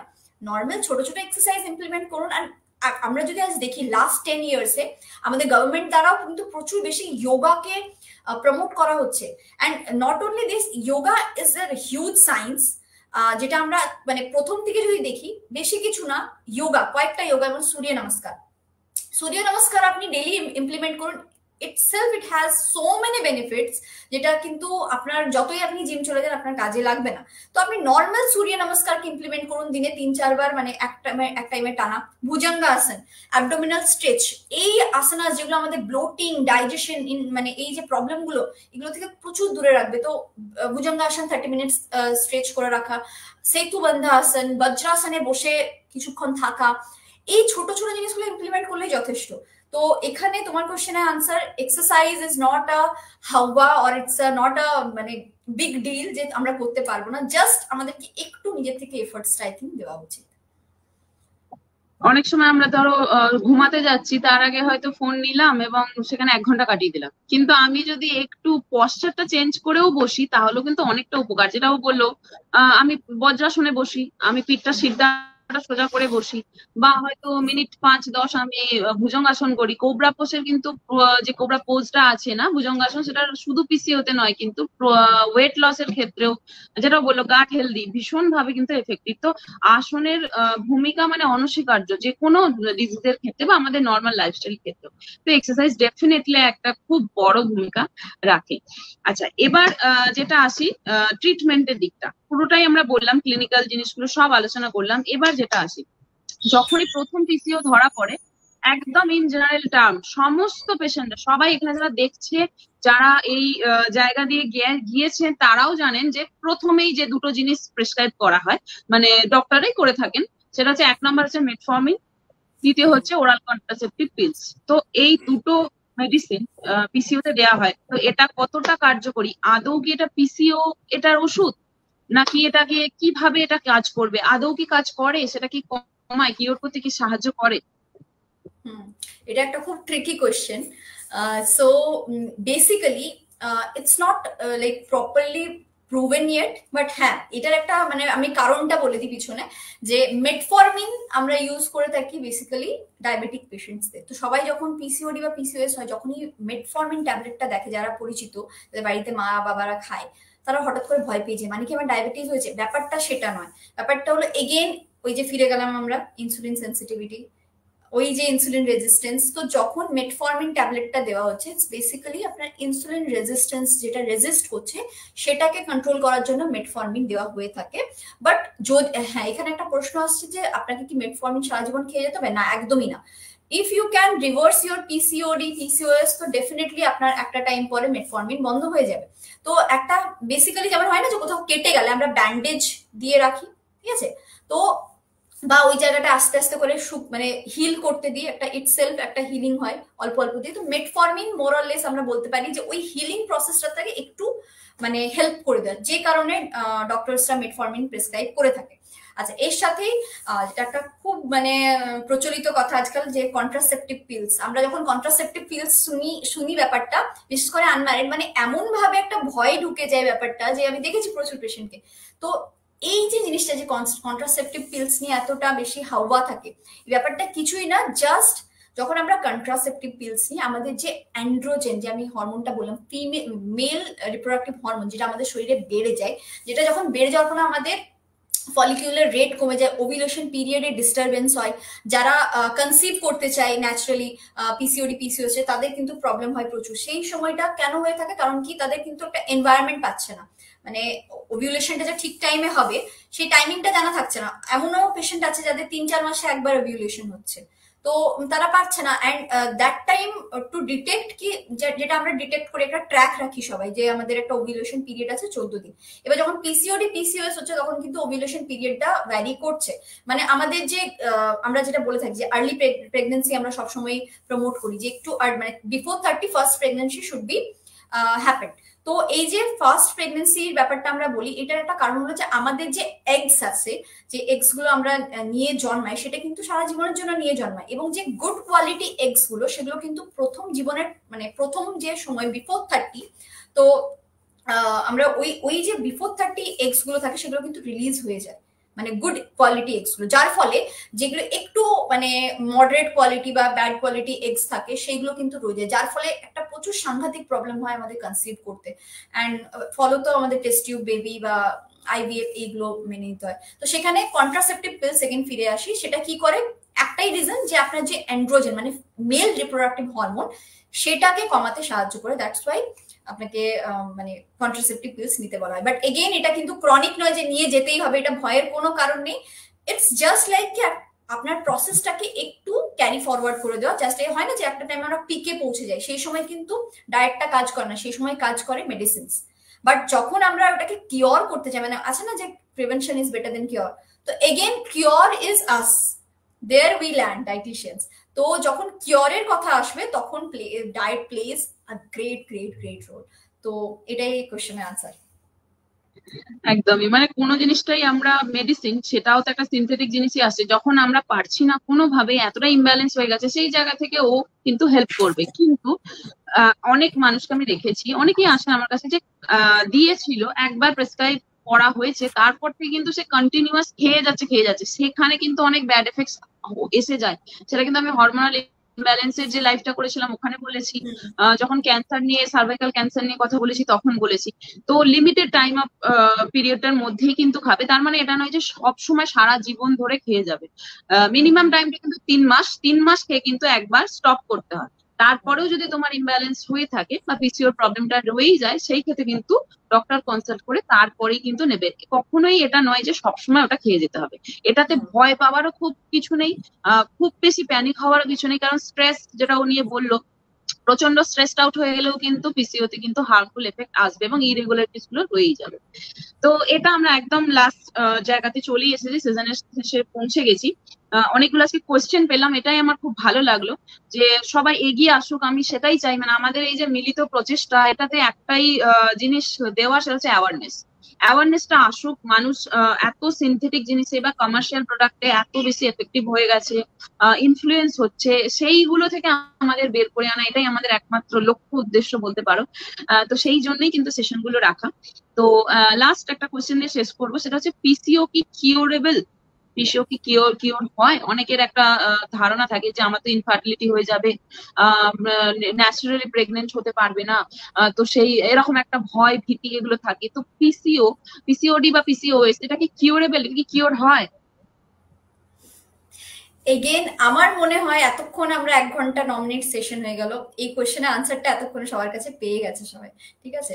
তো দেন এগেন আমাদের ডিউটি আবার বলে দেওয়া, তো সেটা আমরা করব। Definitely yes, definitely yes, PCO can be curable. At any cost, ঠিক আছে? But again it depends on your effort, কারণ কি এফোর্ট ছাড়া তো কিছুই হয় না, তাই না? তো আমরা পিসিওডি পিসিওএস, এই যে তুমি একটা কথা বলে যে ইনফার্টিলিটি বা একটা ভয় থাকা যে পিসিওডি তে বা কি পিসিওএস থাকলে কি আমি ন্যাচারালি কনসিভ করতে পারবো, তো এটা একটা নর্মাল জিনিস, আমরা এতক্ষণে বুঝতেই পারছি। যখন বেসিক্যালি যে আমাদের যখন মানে ওভামটা বা আমাদের যে গুড এগস গুলো থাকে সেগুলো যখন প্ল্যান্ট করবে, যখন সেটা মানে যখন ফার্টিলাইজড হয়ে যায়, ফার্টিলাইজেশনের পর যখন সেটা ওভারিতে প্ল্যান্ট হয়, এই যে প্ল্যান্টেশনের টাইমটা, এবার প্ল্যান্টেশনের টাইমটা কিন্তু অনেক বেশি ডিপেন্ড করে আমাদের ওই সময়ে ওভারির কন্ডিশনের উপর। এবারে যদি একটা ভালো, কারণ ওখানে হরমোনস প্লে করে, যদি একটা ভালো এনভায়রনমেন্ট না পেলো আমার ওভারিতে, একটা ভালো এনভায়রনমেন্ট না পেলো, কারণ কি কনসিভ করা একটা চারটিখানি ব্যাপার কিন্তু নয়, ঠিক আছে? ন্যাচারাল প্রেগনেন্সি আজকাল হচ্ছে না, তার একটা সব থেকে বড় কারণ হলো এটাই। তো পিসিওডিতে ডেফিনেটলি কনসিভ ন্যাচারালি করতে পারবো, ডেফিনেটলি এটা করা যায়, কিন্তু তার আগে আমার মনে হয় যে যখন আমরা পিসিওডি পিসিএস ডিটেক্ট হচ্ছে এন্ড আমরা কনসিভ করার কথা ভাবছি, সো সেই সময়টা আগে আমরা আমাদের পিসিওডিটাকে কিওর করবো, দেন কনসিভ করার চেষ্টা করবো। সো সেই সময়টাতে আগে যদি আমি ইন কেস আমি আজ এখন ভাবছি আমি লেটস সে 6 মাস পর বেবি প্ল্যান করব, সো 6 মাস আগে থেকে আমাকে ওই প্রচেষ্টাটা নিতে হবে যে আমার ওভামটাকে আমি একটা গুড, আমার এগটাকে একটা গুড এনভায়রনমেন্ট দেবো, একটা এন্ডোমেট্রিয়াল গুড এনভায়রনমেন্ট দেবো, যেখানে আমার এগটা কিন্তু ফার্টিলাইজ হয়ে সেটা গ্রো করতে পারবে। বেশিরভাগ কেসে আমরা যেটা দেখে থাকি যে যখন আমাদের কাছে আসে কেসেস, তো হয় ওভারওয়েট থাকে, না হয় আন্ডারওয়েট থাকে। তো আগে আমরা বলি তুমি ওয়েটটাকে রিচ করো, তাহলে যেটা সব থেকে বলার মানে কি, যে তুমি একটা মানে গুড এনভায়রনমেন্ট দিবে তোমার ফলিকিউলস গুলোকে, তোমার ওভামকে, যার ফলে সেই এনভায়রনমেন্টে ন্যাচারালি তোমার ওভামটা ধীরে ধীরে ডেভেলপ করবে। তো এই ফিটাস ডেভেলপের জন্য আমাদেরকে ওই জায়গাটা দেওয়াটা খুবই জরুরি। তো সেখানেই এগেন চলে আসছি যে এগেন আমরা ফার্টিলাইজেশন মানে ইনফার্টিলিটি ব্যাপারটা কিন্তু কিওরেবল পিসিওডি পিসিওএস এ, এন্ড আমরা ডেফিনেটলি ভালোভাবে কনসিভ করতে পারবো। বাট দেন এগেন একটু অ্যাওয়ারনেস খুবই জরুরি প্রথম থেকে আমাদেরকে সেটাকে প্ল্যান, যেমন আমরা বিয়ের আগে পুষ্টি বিচার করি না, ঠিক সেভাবেই একটু মানে আমাদের হেলথ বিচারটা করে আই থিঙ্ক বেবি প্ল্যান করাটা উচিত। একদমই তাই। অর্থাৎ পুরোটা লাইফস্টাইলটা, এক্সারসাইজ রাখাটা, কিভাবে আমরা চলছি, কথা বলছি, নিজের সাথে কিভাবে বিহেভ করছি, অন্যের সাথে বিহেভিয়ারটা তো আমরা সবাই শিখছি ছোট থেকে, কিন্তু নিজের সাথে কিভাবে বিহেভ করছি, নিজের শরীরকে কেমন ভাবে রাখছি, কি খাবার খাচ্ছি, কিভাবে লিড করছি নিজেদেরকে, সবটাই সর্বোপরি ডায়েট, এক্সারসাইজ সবকিছু নিয়েই কিন্তু, এবং সর্বোপরি ব্যালেন্স ডায়েট, যেটা বারবার বলা হচ্ছে, আমি সমস্ত কিছুতে বলে আসি যে ব্যালেন্স ডায়েট করো, প্রত্যেকটা গ্রুপ থেকে খাবার খাও, বাইরের জিনিসটা অ্যাভয়েড করো, সিনথেটিক জিনিস অ্যাভয়েড করো। তো টোটাল হোল ব্যাপারটা নিয়েই যদি আমরা চলি, হ্যাঁ আমরা জানি আমাদের অবস্ট্রাকলস তো আসবেই, তবেই তো লাইফ তো এরকমই আপস এন্ড ডাউনস থাকবে, কিন্তু তবু নিজের কেয়ার করা, নিজের জন্য একটু ভাবা, একটু সময় দেওয়া, এবং সবসময় যেটা বলি একটু পেশেন্স, একটু বিশ্বাস রাখা, তাহলেই কিন্তু পিসিও থেকে কিওর হওয়া যায়। তো এটাই আমাদের আজকের লাইভ সেশনের মূল উদ্দেশ্য ছিল, বলা, অ্যাওয়ারনেস দেওয়া, মানুষকে আসল সত্যিটা জানানো। কারণ আবারও একই কথা চলে আসে যে অনেক কিছুর ভিড়ে এই জিনিসগুলো হারিয়ে যায়, কিন্তু এই জিনিসগুলোকে আরো আমাদের তুলে ধরা, এটাই আমাদের একমাত্র লক্ষ্য ছিল। তো অঙ্কিতা আমাকে অনেকটা ভীষণ সুন্দরভাবে বুঝিয়েছে, যারা ছিলেন তারাও বুঝেছেন, অনেকেই ছিলেন, অনেক কোয়েশ্চেন এসছে, এটাই আমার খুব ভালো লাগা যে অনেকে আমাদের লাইভ সেশনটা শুনেছেন এবং কোশ্চেন রেখেছেন, তাদের ইচ্ছাগুলো জানিয়েছেন। আরো যদি কারো কোনো কোশ্চেন থাকে, যদি কারো কোনো প্রশ্ন থেকে থাকে যে কিভাবে কি করবেন, বা এইরকম কোনো সিচুয়েশন এসছে কিভাবে ফেস করবেন, সেটা যে কোনো কাউকে, আমার নাম্বারও দেওয়া আছে। আর অঙ্কিতা, তোমার ডিটেলসটা তুমি একটু দিয়ে দাও। ওর সাথে যারা কন্ট্যাক্ট করতে চাও, ও কিন্তু ডায়াবেটিস এডুকেটর, পিসিওতে ওর এক্সপার্টিস রয়েছে। এছাড়া ও বাচ্চাদেরও দেখে, ডায়াবেটিক এডুকেটর তো বটেই, ডায়াবেটিস নিয়েও কাজ করে। তো তুমি তোমার ডিটেলসটা, তোমার অ্যাড্রেস, তোমার ক্লিনিক ডিটেলস এবং তোমার অবশ্যই কন্ট্যাক্ট নাম্বার দিয়ে দাও। আর লাইভ সেশনের শেষে ও কমেন্ট বক্সে নাম্বারটা পিন আপ করে দেবে। সো এখানেই আমি এগেইন লাইভটা শেষ করব। একটা কথা বলি, প্রথমে সকলকে অসংখ্য ধন্যবাদ এতটা পেশেন্স নিয়ে থাকার জন্য। এটা একটা কিন্তু আমাদের কাছে বিইং আ ডাইটিশিয়ান অনেক বড় একটা ভিক্টরি, যে এত মানুষ শুনছে। Ultimately that is the main purpose we are working for. তো এই যে আমরা চেষ্টা করছি, এই যে মানুষ শুনছে, আলটিমেটলি এটাই কিন্তু আমাদের কাছে সব। যখন একটা পেশেন্ট আমাদের ক্লিনিকে আসে রিকভার হয়ে, ওই সময়টা প্রত্যেকটা ডায়েটিশিয়ানের কাছে যে খুশি হয়, আই থিঙ্ক সেটা আমাদেরকে সবকিছু পে অফ করে দেয়। তো এগেন এন্ড এগেন আমার একটাই মেসেজ থাকবে সবার কাছে, যে আপনি যে টাকাটা আপনার হেলথে ইনভেস্ট করছেন সেটা কিন্তু কখনোই আপনাকে মানে হারাবে না লাইফ। তো হয়তো আপনি কোথাও না কোথাও এই মুহূর্তে ভাবছেন যে হ্যাঁ আমি ডিপ্রেশনে আছি, আমি পাচ্ছি না, এটা ভাবি কখনো ডায়েটিশিয়ানের কাছে কনসাল্ট করার আগে যে করব কিনা। কিন্তু এটা আমাদেরকে সবসময় মাথায় রাখা উচিত সবকিছু বাদ দিয়ে, যে আমরা এখন অনেক খরচা করে ফেলি যেখানে কিন্তু আলটিমেটলি আমার কোনো বেনিফিট নেই, বাট যেটা আমরা হেলথে ইনভেস্ট করি I think that is the best investment. আমরা যত রকম ফাইন্যান্সে চলে যাই, যত ইনভেস্টমেন্টে চলে যাই, health investment is the best investment. যদি হেলথই না থাকলে তো কোনো পয়েন্ট নেই, তাই না? তো যেটা আপনি হেলথে ইনভেস্ট করবেন সেটা আপনার কখনোই ব্যর্থ যাবে না। So you can trust a dietitian, definitely not a quack dietitian again, a qualified dietitian. You should know the qualification of your dietitians. কয়েকটা জিনিস নিয়ে জলদি সাম আপ করবো। ফার্স্ট থিং ফার্স্ট, আমরা যে কোটা সেশনটা করলাম, ফার্স্ট পয়েন্ট, যদি আমরা প্যাকেট ফুড দেখছি যে পিসিওডি টি, পিসিওএস টি, পিসিওএস হোমমেড কি বলে ব্রেকফাস্ট আইটেম, এই জিনিসগুলোতে যাবো না। দ্বিতীয়ত, সেডেন্টারি লাইফস্টাইল ছেড়ে একটু মডারেট লাইফস্টাইলে আসতে হবে, একটু এক্সারসাইজ করা জরুরি, গুড ডায়েট নেওয়া, বাড়ির খাবার খাওয়া, সব গ্রুপস মিলে যেটা তামান্না বললো সেগুলো খাবার খাওয়া, ইনসুলিন রেজিস্ট্যান্সকে প্রোহিবিট করা, আর বডিতে ইনফ্লামেশন না হতে দেয়, মানে অ্যান্টি অক্সিডেন্ট জাতীয় খাবার, যেগুলো স্পেশালি আমি আবারও বলে থাকি সবসময়, নিজের লোকাল ভেন্ডার্সদেরকে সাপোর্ট করা, যারা স্মল স্মল ভেন্ডার্স আছে, মানে ওই যে কোল্ড স্টোরেজ থেকে আপনি যে পরে ফ্রুটস ভেজিটেবলস কিনছেন, দয়া করে এটা করবেন না। কারণ কি, ওই কোল্ড স্টোরেজ ভেজিটেবল সারা বছর অ্যাভেলেবেল, সেসবে না যে নর্মাল নিজের লোকাল ভেন্ডারকে সাপোর্ট করুন, সেখান থেকে খান, লোকাল খান, সিজনাল খান, এবং হোমমেড খাবারটা খান। তো এইভাবে আমরা আজকের সেশনটা শেষ করছি। আশা করি সকলের ভালো লেগেছে। ইন ফিউচার যদি আবার তামান্না বলে আবার আমরা আসবো, আর যদি অডিয়েন্স চায়। অ্যান্ড আমার ডিটেলস হলো, আমি ডাইটিশিয়ান অঙ্কিতা কুন্ডু, আমি ক্লিনিক্যাল ডাইটিশিয়ান, আমার স্পেশালাইজেশন অলরেডি মেনশন করা আছে। আমি বেসিক্যালি পুরুলিয়াতে প্র্যাকটিস করি, কলকাতা থেকে 6-7 ঘন্টা দূর। তো যারা অনলাইন কনসালটেশন নিতে চায়, আমার কনসালটেশন ডিটেলস আমি মেনশন করে দেবো। আমার নাম্বারটা হলো 9679857292, যেটাতে হোয়াটসঅ্যাপ চলে, কলিং নয়, হোয়াটসঅ্যাপে কল করতে পারে। অ্যান্ড আমার এখানে ক্লিনিকস আছে যেখানে আমি প্র্যাকটিস করি। তো যারা অনলাইন কনসালটেশন নিতে চায় তাদের ভিডিও কনসালটেশন হবে, তারা ডিরেক্টলি আমাকে কনসাল্ট করতে পারে। এবং যারা ফিজিক্যালি, অনেক রেয়ার হবে এটা, যাই হোক, তো ফিজিক্যালি এসে দেখা করতে চাই, ডেফিনেটলি বলবো। অ্যান্ড এগেন, আমি পুরুলিয়া থেকে, যেটা আমি ছাড়বো না বলতে, প্রত্যেককে পুরুলিয়া আসার জন্য অনেক অনেক স্বাগত। পুরুলিয়া আসুন, দেখে যান, পুরুলিয়ার মানুষদেরকে জানুন। এটা বলেই আমি আমার সেশনটা শেষ করবো। নমস্কার। থ্যাংক ইউ তোমাকে, ভীষণ ভীষণ থ্যাঙ্কস। অনেকটা সময় আমাদের দিয়েছো, আমরা সবাই ব্যস্ততা শিডিউল নিয়ে, তবু যতটা পারলাম আমরা আমাদের জ্ঞানটুকু একটু বিস্তারিত দেওয়ার চেষ্টা করলাম, আলোচনা করলাম। সর্বোপরি এটা তো একটা আলোচনাই, আরো স্প্রেড করা, অ্যাওয়ারনেস স্প্রেড করা। তো সবাইকে থ্যাংক ইউ, যারা আমাদের সঙ্গে ছিলেন এতক্ষণ, আমাদের সাপোর্ট করেছেন। এই সাপোর্টটুকু, এই বিশ্বাসটুকু, আর একটু পেশেন্স, আর একটু ভালোবাসা, ব্যাস এইটুকুই আমাদের কাম্য। সবাই ভালো থাকবেন, সুস্থ থাকবেন। Thank you. নিশ্চয়ই আবার একটা নতুন কোনো লাইভ সেশন নিয়ে আসবো। যদি কারো কোনো বক্তব্য থেকে থাকে যে কোন সেশন করলে ভালো হয়, সেটাও জানাতে পারেন কমেন্ট বক্সে। তো নিশ্চয়ই আবার ইন ফিউচার আমরা অঙ্কিতাকে পেয়েও যাব আশা করব। তো সেই জায়গা থেকে আবার একটা নতুন সিজন নিয়ে ফিরে আসবো। তো থ্যাংক ইউ সো মাচ। আজকেরটা এখানেই শেষ করছি। সবাই ভালো থাকবেন, সুস্থ থাকবেন।